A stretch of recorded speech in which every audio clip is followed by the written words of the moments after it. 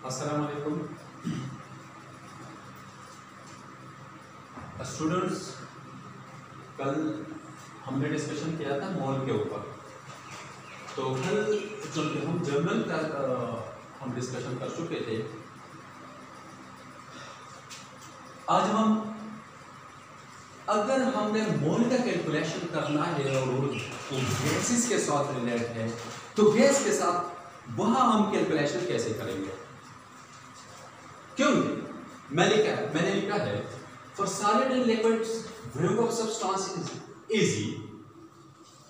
अगर मैं सॉलिड या लिक्विड का वजन करो किसी मतलब मैं मेजरमेंट करना चाहता हूँ, मैं उसको वजन करना चाहता हूँ, तो मैं आसानी से इसका वजन कर सकता हूँ। और फिर मैं जनरल फॉर्मूला इस्तेमाल करता हूँ, that is mole is equal to mass in gram divide by molar mass, जो कल हम कर चुके हैं पहले सेशन में। लेकिन फॉर गैसेस, जो गैसेस होते हैं वहां पर अगर कैलकुलेशन मोल्स का आता है, तो फिर हम क्या करेंगे कि उनकी गैस को वजन हम नहीं कर सकते, बट अगर कर भी सकते हैं तो बड़ी मुश्किल से करेंगे, एक्यूरेट नहीं होगा। तो इसके लिए हम क्या करेंगे,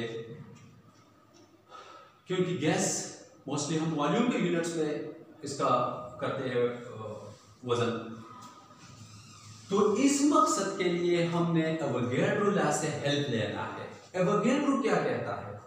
एवोगैड्रो कहता है for this purpose we must take help from Avogadro law. Avogadro के लॉ से हमने हेल्प लेना है, हमने मदद लेना है। हमने क्या करना है? अकॉर्डिंग टू एवोगैड्रो, एवोगैड्रो क्या कहता है?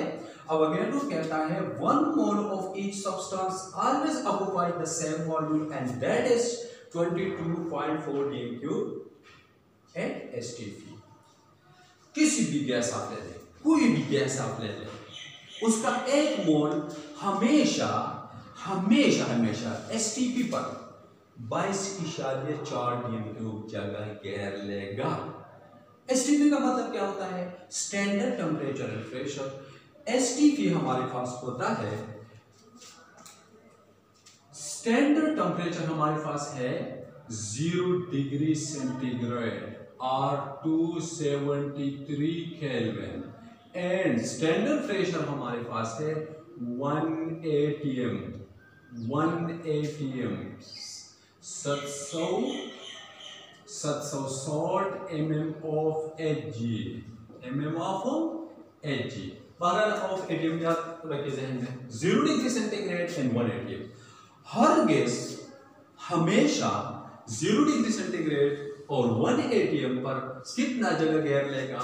वो जगह घेर लेगा 22.4 dm³ वाली। 22.1 dm³ is also equal to 1 litre, so 22.4 litre भी हो सकता है। जरा फॉर एग्जांपल आप ले लें, हमारे पास हाइड्रोजन है जो एक गैस है, इसका मास कितना है? इसका मास है, आप लोगों को पता है 2 ग्राम, और ये मैं कहता हूँ ये हाइड्रोजन के 1 मोल के बराबर होता है। 1 mole of hydrogen, 1 mole of hydrogen, और ये कितना जगह घेर लेगा? ये घेर लेगा 22.4 dm³, 22.4 dm³। Similarly of oxygen ले ले, ऑक्सीजन का मास आता है, इसका एटॉमिक मास 16 होता है, 2 से ज़रब दे तो ये बनता है 32 ग्राम्स। कितना बनता है? 32 ग्राम्स। ये बराबर होता है 1 मोल ऑफ ऑक्सीजन, O2 के बराबर होता है, और ये जगह घेर लेगा 22.4 dm³। बहुत आसान है, बहुत इजी है। कोई भी गैस ले ले, उसका एक मोल ले ले, उसके एक मोल हमेशा कितना जगह घेर लेगा? 22.4 dm³ जगह घेर लेगा। जनाब एक और एग्जांपल ले लेते हैं, क्लोरीन ले लें। क्लोरीन का मास है 35.5, 35.5, तो इसके 2 एटम है, तो 2 से जब हम ज़रब देते हैं तो इसका 71 बनते हैं, 71 ग्राम बनते हैं। ये 1 मोल ऑफ क्लोरीन के बराबर होता है, और 1 मोल ऑफ क्लोरीन में कितने, इसका वॉल्यूम कितना होता है? 22.4 dm³। जनाब दैट्स अभी ठीक है, ये तो हमने किया, ये तो आप लोगों को पता चला, बहुत आसान है, बहुत इजी है, मुश्किल नहीं है। ज़रा तवज्जो देने की ज़रूरत है कि आपने क्या करना है। सबसे पहले 1 मोल आपने निकालना है, 1 मोल आपने क्या करना है? हमेशा अपने किसी भी सब्सटेंस का 1 मोल का कीमत निकालने, 1 मोल का कीमत क्या होता है, इसका मॉलिक्यूलर मास निकालें। वो मॉलिक्यूलर मास जब आप निकाल लेते हैं तो फिर आपने क्या करना है, उसका मॉलिक्यूलर मास उसके मोल के बराबर होता है, और उस 1 मोल में कितना, उसका वॉल्यूम कितना होगा, 22.4 dm3, 22.4 dm3, 22.4 dm3। आपने भी क्या करना है, फॉर्मूला लिखना है जनाब। वहां पर तो सिंपली आपने लिखा था कि मोल बराबर है mass in grams divide by molar mass. जनाब यहां पर क्या करेंगे, यहां पर जब आपका वॉल्यूम का मसला है, किसी गैस का मसला आता है, प्रॉब्लम्स पेपर में आते हैं, ईटा में इसके साथ रिलेटेड बहुत सारे एमसीक्यूज हो सकते हैं, तो आपने यहां पर क्या करना है, यहां पर आपने करना है कि वॉल्यूम, यहां पर आपने वॉल्यूम लिखना है, volume divide by molar volume. ये कौन सा वॉल्यूम होगा, ये गिवन वॉल्यूम होगा, ये एसटीपी पर होगा। देखो ये भी एसटीपी, ये भी एसटीपी पर होगा। तो फिर हमने मोल्स कैसे कैलकुलेट करने हैं, हमने मोल्स कैलकुलेट करना है volume divide by molar volume, ऐसे हमने फिर आगे करना है। चलो एक प्रॉब्लम हल कर देते हैं, तुम्हारे टेक्स्ट में भी है। चलो प्रॉब्लम क्या है, मैं प्रॉब्लम जरा बता देता हूं। फॉर एग्जांपल हमें एक प्रॉब्लम दिया गया है, according to the following equation solid sulphur bond, ये है हमारे पास। अगर आप देखिए, ये हमारे पास एक प्रॉब्लम है जो अभी मैं इसी तरीके से हल कर देता हूं। बहुत आसान तरीका मैं फॉलो करूंगा, इंशाल्लाह आपको आसानी से समझ आएगा। आप देखिए हमारे पास एक क्वेश्चन दिया गया है, sulphur plus oxygen goes to sulphur dioxide. देखो हमारे पास है, हमें अगर दिया गया है F50 according to the equation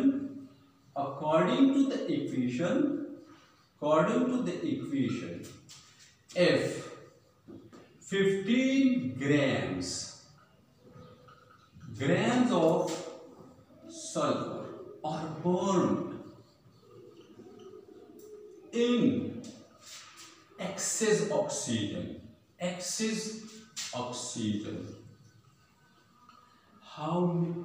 What volume of SO2 would produce?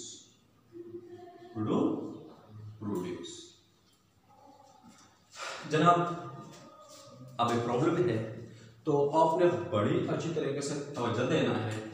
देखो सबसे पहले आपने ऐसे प्रॉब्लम्स को हल करने के लिए आपने क्या करना है, मैं सिंपल वाली प्रॉब्लम भी करूंगा, ये वाली प्रॉब्लम भी करूंगा, और इंशाल्लाह नेक्स्ट सेशन में एवोगैड्रो के बाद इनके सारी जो एमसीक्यूज होते हैं वो करेंगे। देखो हमारे पास क्या है, आपने सबसे पहले क्या करना है, 3 चीजों को आपने याद रखना है। सबसे पहले आपने लिखना है correct chemical equation, sulphur plus oxygen goes to sulphur dioxide. बिल्कुल करेक्ट है, बिल्कुल सही है, गलत नहीं है। अगर ये मैं यहाँ पर सल्फर प्लस ऑक्सीजन और कार्बन डाइऑक्साइड लिखूं तो ये गलत है, ये इसमें ये प्रॉब्लम आप कभी हल नहीं कर सकोगे जनाब। अगर तुम्हारे पास इक्वेशन करेक्ट है, नेक्स्ट स्टेप में आपने क्या करना है, आपने इसको बैलेंस करना है। तो जनाब इक्वेशन बैलेंस भी है। आप लोगों का इंटरमीडिएट लेवल का सबसे इंपॉर्टेंट बात ये होती है कि आपको जो पेपर में क्वेश्चन दिया जाता है उसमें ये होता है कि सबसे पहले जो करेक्ट इक्वेशन देता है और बैलेंस भी देता है। 2 स्टेप्स तो तुम्हारे हल करने थे। तीसरे स्टेप पे आपने क्या करना है, आपने अभी रिलेशन बनाना है। रिलेशन आपने किससे बनाना है, गिवन स्टेटमेंट जो होता है, स्टेटमेंट से आपने रिलेशन निकालना है। रिलेशन क्या है, अकॉर्डिंग टू द इक्वेशन, ये हमारे पास इक्वेशन है। अकॉर्डिंग टू द इक्वेशन एक 15 ग्राम्स ऑफ सल्फर और burn in excess oxygen. Axis oxygen का मतलब ये है कि 15 ग्राम मैंने ऑक्सीजन सल्फर किसी जगह पर लिया और मैंने ऑक्सीजन उसको प्रोवाइड किया। बहुत सारा ऑक्सीजन है, जितना सल्फर चाहेगा वो उससे ऑक्सीजन इस्तेमाल करेगा, सल्फर डाइऑक्साइड बनेगा, फिर सल्फर खत्म होगा तो वो इलेक्ट्रोफिक है, वो लिमिटेड एनेक्सिस रिएक्शन है, उसमें हम करेंगे आगे। तो आपने क्या करना है, गिवन स्टेटमेंट से पहले आपने क्या करना है, गिवन स्टेटमेंट आपने लेना है, उससे आपने पहला डेटा लेना है। तो गिवन डेटा के मुताबिक, गिवन स्टेटमेंट के मुताबिक sulphur plus O2 goes to sulphur dioxide. अभी देखो 1 मोल, अभी क्या है, according to equation 15 grams of sulphur और burn in excess oxygen, what volume of SO2। अगर आप रिलेशन देखें तो रिलेशन सल्फर और सल्फर डाइऑक्साइड की है। ये जो चीज है, ये जो ऑक्सीजन है, ये हमारे पास बाईपास है। आपने कभी इस चीज पर तवज्जो नहीं देने की है। ऑक्सीजन का क्या काम है, आपसे जो क्वेश्चन पेपर में पूछा जाएगा आपने वहां पर फोकस करना है। तो sulphur plus goes two sulphur और ऑक्सीजन के दरमियान रिलेशन है। अभी देखो नेक्स्ट स्टेप में आपने क्या करना है, देखो ये इनके बहुत सारे हो सकते हैं, बहुत सारे तरीके हो सकते हैं, बहुत आसान तरीका मैं सिखाता हूँ। इंशाल्लाह आप जितनी भी प्रॉब्लम है वो आसानी से हल कर सकोगे। देखो तुम्हारे पास है सल्फर को, देखो 1 मोल सल्फर हमें 1 मोल सल्फर डाइऑक्साइड प्रोड्यूस करता है।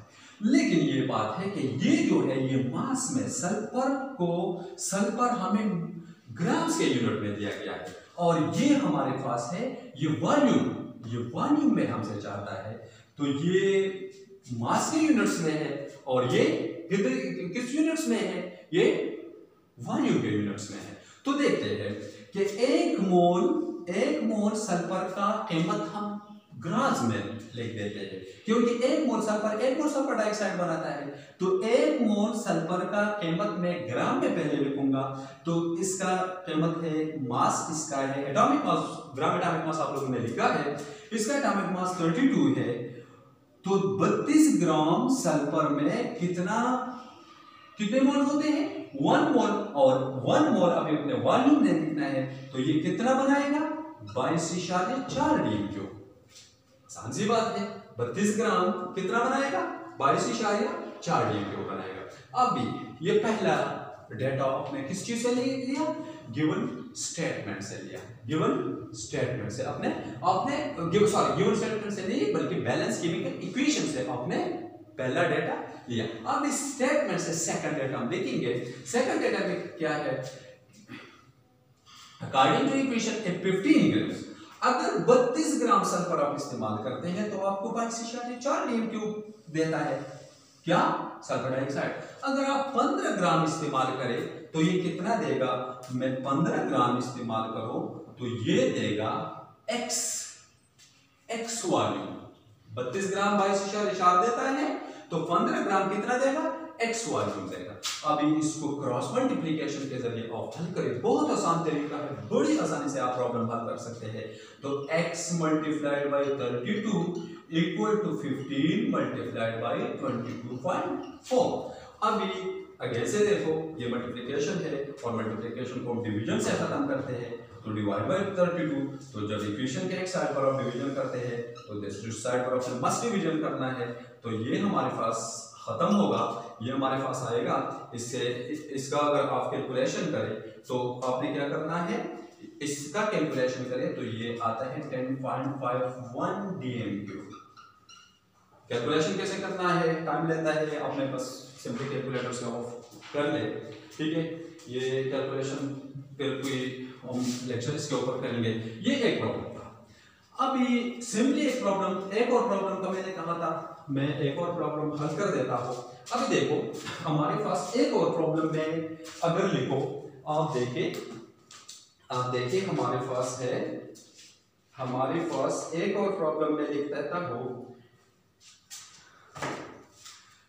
प्रॉब्लम है what is the mass of 0.5 moles of calcium carbonate। देखो अभी ये तो वॉल्यूम वाली थी, ये भी आसान है, टाइम ज्यादा लेगा, इसलिए मैं एक एक प्रॉब्लम हल कर देता हूँ। बाकी आप कोशिश करें, कमेंट सेक्शन में बता सकते हैं। जरा आप देखो कैल्शियम कार्बोनेट हमारे पास सबसे पहले अपने क्या करना है, इसके 1 मोल का कीमत निकालना है। तो वो लोग आप लोग जान चुके हैं कि कैल्शियम कार्बोनेट का मोलर मास कैल्शियम का 40 है और इसके एटम 1 है, जमा ऑक्सीजन का 12 है और इसके एटम 1 है, जमा ऑक्सीजन का 16 और इसके एटम 3 है। अगर इन सारों का करें तो ये बनता है 100 ग्राम। यानी कैल्शियम कार्बोनेट के 1 मोल में 1 मोल कितने के बराबर होता है, ग्राम, इतने ग्राम के बराबर है। तो अब ये फार्मूला हमने इस्तेमाल नहीं करना है क्योंकि यहाँ पर वॉल्यूम की बिल्कुल बात ही नहीं है, यहाँ पर बात है मास की। तो मास में सिंपल फार्मूला इस्तेमाल करें, जहां है n is equal to mass in gram divide by molar mass. अभी क्वेश्चन क्या है, मोलर मास।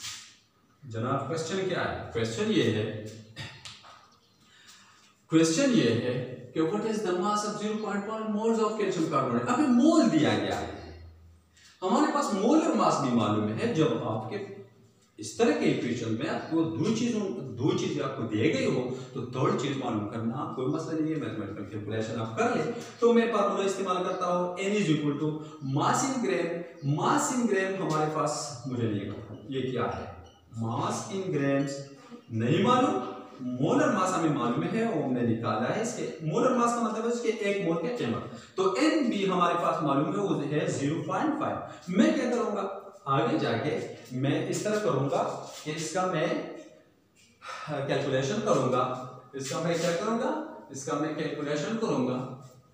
कैसे हमने कैलकुलेशन करना है जरा देखो, नहीं है मुश्किल, बहुत आसान है। आपने कैलकुलेशन कैसे करना है, जब तुम्हारे पास 0.5 is equal to mass in gram, ये तो फॉर्मूला का वाला है, mass in grams divide by molar mass हमें दिया गया 100 है। तो इस तरह कर लेते हैं कि हमने मालूम ये चीज करना है। तो ये 100 जो है ये डिवीजन में है इसके साथ, तो डिवीजन को हम मल्टीप्लिकेशन से खत्म करते हैं। तो इस साइड पर मल्टीप्लिकेशन करूंगा तो इक्वेशन में दोनों साइड, एक साइड पर जो ऑफ करते हैं दूसरी साइड पर मस्ट ऑफ ने उसको करना है। तो ये है हमारे पास मास इन ग्राम। अभी किस चीज के बराबर होंगे, 100 मल्टीप्लाइड बाय 0.5, बल्कि इसे डायरेक्ट जरब कर दे तो ये 50 ग्राम आता है। आसान सी बात है कि जब 1 मोल की कीमत 100 ग्राम है तो जाहिर बात है 0.1 हाफ मोल की कीमत कितना होगा, हाफ मोल का कीमत 50 ग्राम ही होगा। That is all. और इसके साथ जितने भी रिलेटेड प्रॉब्लम्स है इंशाल्लाह जो MCQs है, अभी इसके बाद एवोगैड्रो नंबर करना है और फिर MCQs हमने करने हैं, क्योंकि एवोगैड्रो नंबर में भी हमने ऐसा ही करना है। उम्मीद है आप लोगों को समझ आया होगा, और अगर आप लोगों को कोई मसला हो आप कमेंट सेक्शन में जाके मुझे बता सकते हैं, इंशाल्लाह इसके ऊपर मैं डिस्कशन करूँगा। Thank you.